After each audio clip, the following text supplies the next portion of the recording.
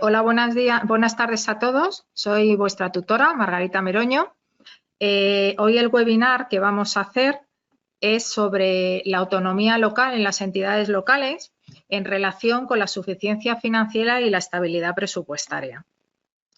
La autonomía local, como un principio organizativo de las entidades locales o de cualquier administración pública, viene a significar el reconocimiento que tiene ese ente para funcionar con una independencia funcional en el desempeño de todas las funciones que pueda tener encomendadas, ¿vale? La existencia de este ámbito de libertad, o sea, de libertad, de autonomía, es lo que caracteriza a la posición de los titulares que tienen autonomía en relación con otros titulares que lo que tienen es una jerarquía una de otra, ¿vale? En el ámbito de las entidades locales están reconocidas que tienen personalidad jurídica propia y diferenciada del resto de las administraciones y además en el ámbito de todas las facultades públicas que puedan tener atribuido en el ejercicio de sus funciones, funcionan con entera libertad, ¿vale? Porque eso se lo da se les da a través de la Constitución, como ya veremos, hay unos artículos que a las entidades locales les da esa libertad de funcionamiento, aunque sí que veremos que esta libertad a veces puede estar limitada. Esta autonomía en la Constitución, como os he dicho, se lo dan unos ciertos artículos, por ejemplo, el 137 y 140 de la Constitución española, en el que señalan, por ejemplo, en el 137, dicen que las entidades locales gozan de autonomía para la gestión de sus respectivos intereses y el 140 dice que la Constitución garantiza la autonomía de los municipios, por lo tanto, de las entidades locales. La idea de la autonomía local fue una modificación radical a partir de la Constitución, de nuestra Constitución, en esta relación de las entidades locales, porque hasta ese momento las entidades locales o los ayuntamientos para todos los actos necesitaban una autorización o una aprobación del Estado, ¿vale? Y a partir de la Constitución lo que vemos es que las entidades locales van a tener una autonomía en su gestión. Sin embargo, como os he dicho, esta autonomía no va a ser absoluta, sino que a veces va a estar limitada. Pues, por ejemplo, va a estar limitada porque a veces va a necesitar para ciertos actos, ya hemos visto en el curso, que para el endeudamiento de las entidades locales, pues va a necesitar una tutela o bien de la comunidad autónoma o bien del Estado, según los casos. También el artículo 137 dice que en la gestión de sus respectivos intereses y de sus competencias también a veces va a estar delimitada esas competencias, a veces no son competencias directas y también van a estar como sometidas un poco a una autorización de otras administraciones, como puede ser también el Estado o también las comunidades autónomas.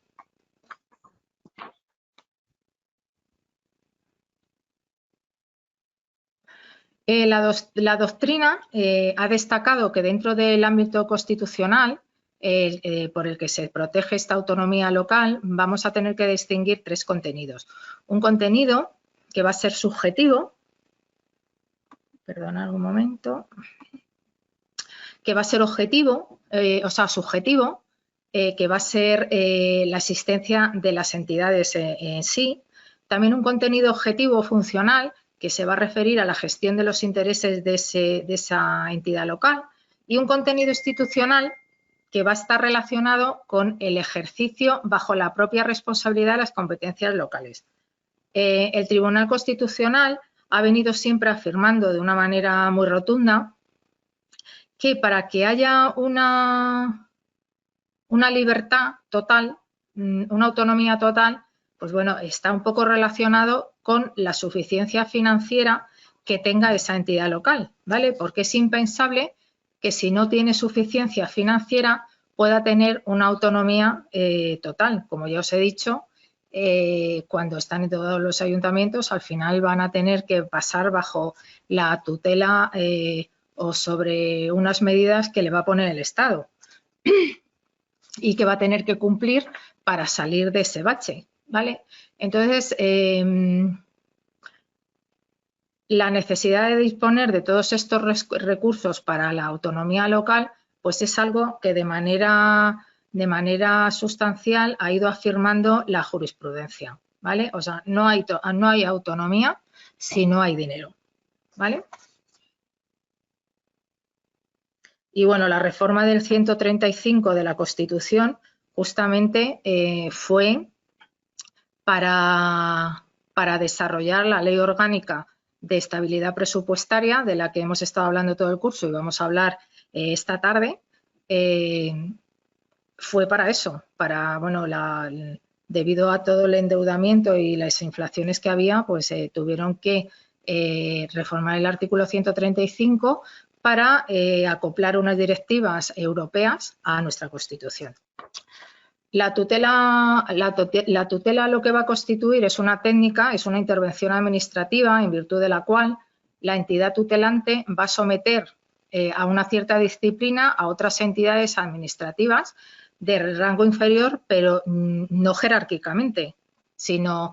funcionalmente, ¿vale? Entonces, le va a hacer cumplir determinadas potestades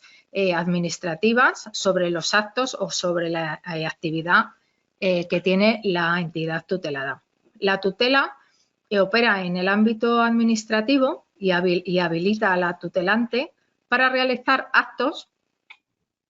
de ejecución. Entonces, aplicando este concepto de tutela administrativa a la actividad financiera de las entidades locales, lo que vamos a obtener es el concepto de tutela financiera y lo que vamos a tener que delimitar son los contenidos de esta tutela. A ver, las tutelas financieras que correspondan al Estado va a ser en virtud también de los poderes que le da la Constitución al Estado a través del artículo 149, 1.14 y el artículo 149, 1.18 de la Constitución. Y bueno, esto se puede ver en innumerables sentencias que hay de la jurisprudencia y que, bueno, si alguien está interesado, pues me lo puede preguntar y se las mando para que le eche un vistazo si quiere. La Constitución española lo que ha hecho ha sido compatibilizar esta autonomía local con la tutela financiera, la cual está complementada por la legislación básica estatal y está desarrollada o se desarrolla a través de las comunidades autónomas a través de los estatutos. Esta tutela financiera representa dos partes fundamentales. Por un lado, lleva a cabo un control preventivo antes de que tienen que cumplir las distintas corporaciones locales y, por otro, los va a someter a un control posterior, comprobando que cumplen los requisitos que se les han requerido, ¿vale? Este principio de tutela financiera se ha intensificado, como os he dicho antes, por la reforma del artículo 135 de la Constitución. Este artículo lo que representa es el punto de partida de la sostenibilidad financiera al que van a estar sometidos todas las administraciones públicas españolas. Esta reforma se llevó a cabo por un mandato europeo, como os he dicho anteriormente, dirigido a garantizar la transposición de todas las normas y reglas de sostenibilidad financiera y estabilidad presupuestaria de la Unión Europea a través del Pacto Fiscal Europeo, por el que se instaba a todos los miembros a que adoptaran todas estas normas. En particular, se le instaba a los miembros a que adoptasen disposiciones que tenían rango fuerza vinculante y que eran de carácter permanente. Preferentemente, lo que se quería es que tuvieran rango constitucional, por eso fue a través de un artículo de la Constitución. Entonces, bueno, para lograr toda esta estabilidad presupuestaria y sostenibilidad financiera, lo que había que hacer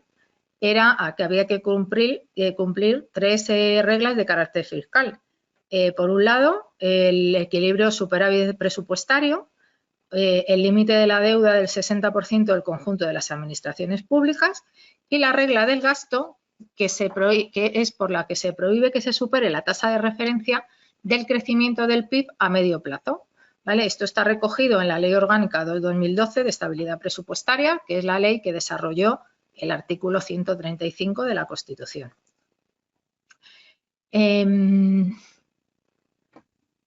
Los objetivos de la ley que hemos visto, de la ley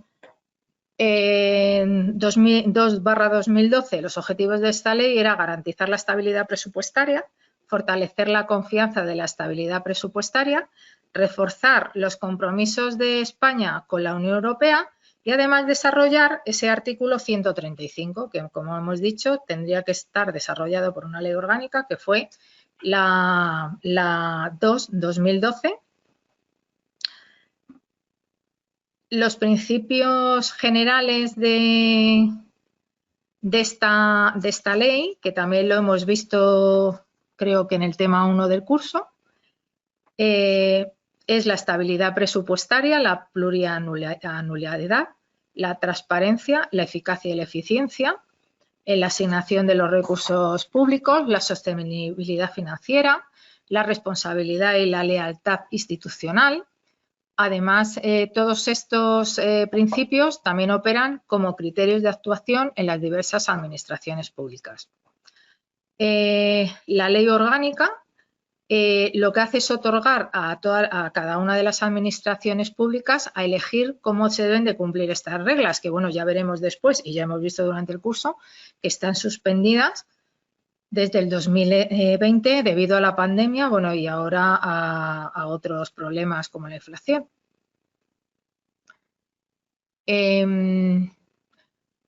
El principio de estabilidad presupuestaria obliga a las entidades locales a mantener una situación de equilibrio o de superávit,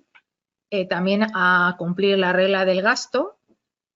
porque esto es un indicador que relaciona el gasto computable de un ejercicio y el gasto computable del ejercicio siguiente. O sea, yo ahora os estoy explicando lo que pasaría cuando no se cumplen estas situaciones, o sea, cuando no se cumplen, pero ya hemos dicho que están suspendidas, ¿vale? Lo que pasa es que no están derogadas. En cualquier momento esto vuelve otra vez a ponerse en vigor, ¿vale? Entonces vamos a ver lo que pasaría si no se cumple esto y luego vamos a ver por qué están suspendidas, ¿vale? Bueno, yo creo que se entiende, ¿vale? Bueno,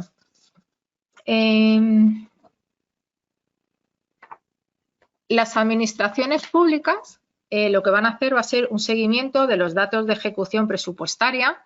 y deben de ajustar el gasto público para garantizar que así al cierre de los ejercicios no se incumplan estos objetivos que hemos dicho al objeto de, bueno, pues de que las entidades locales no entren en ese endeudamiento o se vayan quitando ese endeudamiento. El Ministerio de Hacienda y Función Pública lo que va a hacer también es un seguimiento sobre los periodos de pago a proveedores de las comunidades autónomas y de las entidades locales para que todo esto no repercuta negativamente en la actividad de las empresas que se relacionan con las administraciones públicas. En el caso de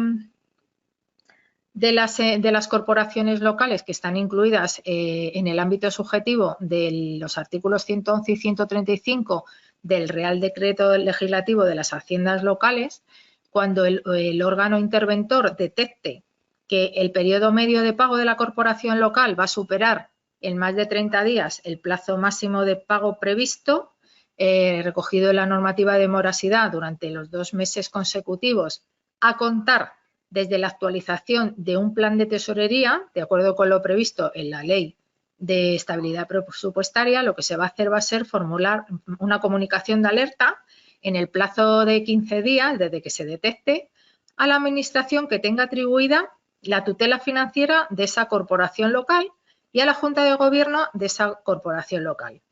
La Administración que tenga atribuida la tutela financiera va a poder establecer unas medidas de reducción de gastos, un incremento de gastos, o sea, de ingresos o de otras medidas, como pueden ser cobros y pagos, que la corporación local va a tener que adoptar de una forma que le permita generar la tesorería necesaria para así reducir el periodo medio de pago a los proveedores. De este modo, se contempla un mecanismo de advertencia previo, ¿vale? Indicado en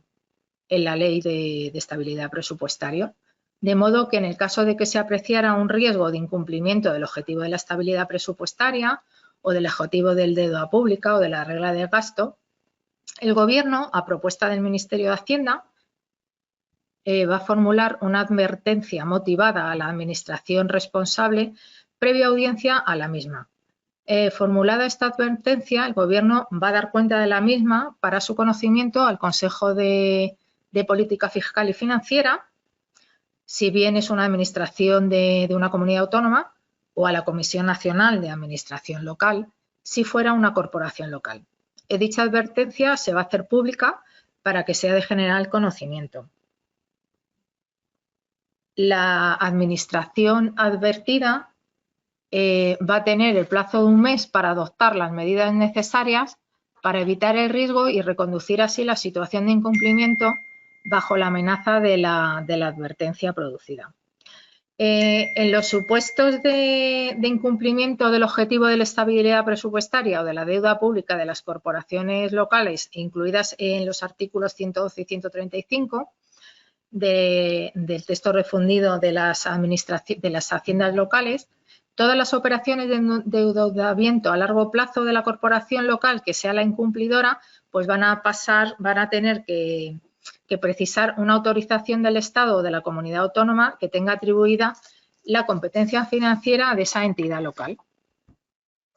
En los supuestos de incumplimiento del objetivo de la estabilidad presupuestaria de la deuda pública o del gasto o de la regla del gasto, en cuanto a la concesión de subvenciones o a la suscripción de convenios, pues también van a necesitar un informe del Ministerio de Hacienda para poderse hacer acreedores de esas subvenciones o bien de beneficiarse de esos convenios. El artículo 21 de la ley lo que prevé es que se apruebe un plan económico-financiero para cubrir todas estas contingencias, de modo que en el caso de incumplimiento de la regla del gasto, de la deuda pública o bien de la estabilidad presupuestaria, la Administración incumplidora formule un plan económico-financiero que permita durante el año del curso y en el siguiente año cumplir estos objetivos, ¿vale? Y cumplir todas estas normas. La Administración que hubiera incurrido en algunos de estos supuestos de déficit público presentará un plan de reequilibrio que, además de incluir todo lo que dispone la ley, debe permitir a esta entidad regresar a la senda prevista para así alcanzar el objetivo de la estabilidad presupuestaria. El seguimiento de todos estos planes se van a realizar por el órgano interventor de la entidad local, y el Ministerio de Hacienda lo que va a hacer es elaborar trimestralmente un informe de seguimiento en el que la entidad incumplidora le va a hacer un seguimiento para ver si está aplicando todas estas medidas contenidas en los planes económicos financieros y en los planes de reequilibrio que haya en vigor, para lo cual va a tener que recabar toda la información necesaria, teniendo responsabilidad el funcionario que debe también supervisar el cumplimiento de todas estas objetivos, ¿vale? El cumplimiento de todas estas normas. Si persistiera el incumplimiento, pues las medidas cada vez van a ser más severas y además puede haber también medidas coercitivas para forzar el cumplimiento de las mismas. En caso de la presentación o de la falta de aprobación o del incumplimiento de todos estos planes económicos financieros o de los planes de reequilibrio, o cuando el periodo medio de pago a los proveedores supere en más de 30 días el plazo máximo durante esos 2 meses consecutivos, la Administración Pública responsable va a aprobar en el plazo de 15 días desde que se produzca el incumplimiento la no disponibilidad de créditos y efectuará la correspondiente retención de créditos que garantice el cumplimiento del objetivo establecido. Dicho acuerdo también lo que debe es de detallar las medidas dirigidas a reducir el gasto correspondiente e identificar el crédito presupuestario afectado, no pudiéndose ser revocado durante el ejercicio presupuestario en el que se apruebe o hasta la adopción de medidas que garanticen el cumplimiento del objetivo, ni dar lugar a un incremento del gasto de las cuentas auxiliares y además cuando resulte necesario para dar cumplimiento a los compromisos de consolidación fiscal con la Unión Europea, las competencias que se le atribuyan a las comunidades autónomas en relación con los tributos cedidos pasarán a ser ejercidas por el Estado en vez de por las comunidades autónomas. También deberán constituir, cuando se solicite por el Ministerio de Hacienda, un depósito con intereses en el Banco de España equivalente al 0,2% de su PIB nominal y este depósito será cancelado en el momento en que se apliquen las medidas que garanticen el cumplimiento de los objetivos. Si en el plazo de 3 meses desde la constitución del depósito no se hubiera presentado o aprobado el plan o no se hubieran aplicado las medidas, el depósito no va a devengar intereses, pero si transcurrido un nuevo plazo de 3 meses persistiera este incumplimiento, se podrá acordar que el depósito se convierta en una multa coercitiva. De no adoptarse alguna de las medidas que hemos dicho anteriormente, o en caso de resultar estas insuficientes, el Gobierno lo que va a hacer va a poder acordar el envío, bajo la dirección del Ministerio de Hacienda, de una comisión de expertos para valorar así la situación económica presupuestaria de la administración de la entidad local afectada. Esta comisión va a poder solicitar y la administración correspondiente va a estar obligada a facilitar cualquier dato, cualquier información o antecedente respecto a las partidas de ingresos y gastos. Luego, al final, la comisión lo que debe de presentar es una propuesta con las medidas y sus conclusiones que van a ser públicas y lo deberán de presentar en una semana. Y estas medidas propuestas van a ser de obligado cumplimiento para la entidad local. Como vemos, el margen de libertad de la que disponen las entidades locales es muy amplio, ¿vale?, para dar cumplimiento a todos estos requerimientos. Pero esto verdaderamente lo que hace es condicionar la autonomía de la entidad local, ¿vale? Porque va a tener que dar una serie de explicaciones y a la administración que la tutele, bien al Estado, bien a la comunidad autónoma, para reconducir la situación a una normalidad económica. En cuanto a la suspensión de las medidas fiscales que hemos dicho, la necesidad de afrontar la pandemia, la crisis generada por la pandemia, lo que llevó es a que todos los gobiernos de los Estados miembros de la Unión Europea, bajo el criterio de las instituciones comunitarias, pues les llevó a la obligación de adoptar medidas extraordinarias para así promover una mejora de la actividad económica. La Comisión Europea lo que vino es admitir que se procediera a aplicar una cláusula de salvaguardia del Pacto de Estabilidad y Crecimiento, que lo que permitía a los Estados miembros era suspender todas estas reglas fiscales. En nuestro caso, el artículo 35, que es el que se modificó de la Constitución española, lo que prevé es la posibilidad de que los límites de déficit estructural y de volumen de deuda pública se puedan superar en caso de catástrofes naturales. de restricciones económicas o de situaciones de emergencia extraordinaria que escapen del control del Estado y que además perjudiquen considerablemente la situación financiera o la sostenibilidad económica o social del Estado, siempre apreciadas por la mayoría absoluta de los miembros del Congreso de los Diputados. De este modo, lo que hizo el Consejo de Ministros el 6 de octubre del 2020 pues es acordar solicitar del Congreso de los Diputados que ante la situación de crisis generada por la pandemia se apreciara la concurrencia de situaciones de emergencia extraordinaria para apreciar una de las excepciones previstas en el artículo 135 de la Constitución y de la Ley Orgánica 2-2012. Esta iniciativa se materializa con la decisión de suspender los efectos del acuerdo del Consejo de Ministros por el que se adecúan los objetivos de estabilidad presupuestaria y de deuda pública para el conjunto de las administraciones públicas y de cada uno de sus sectores.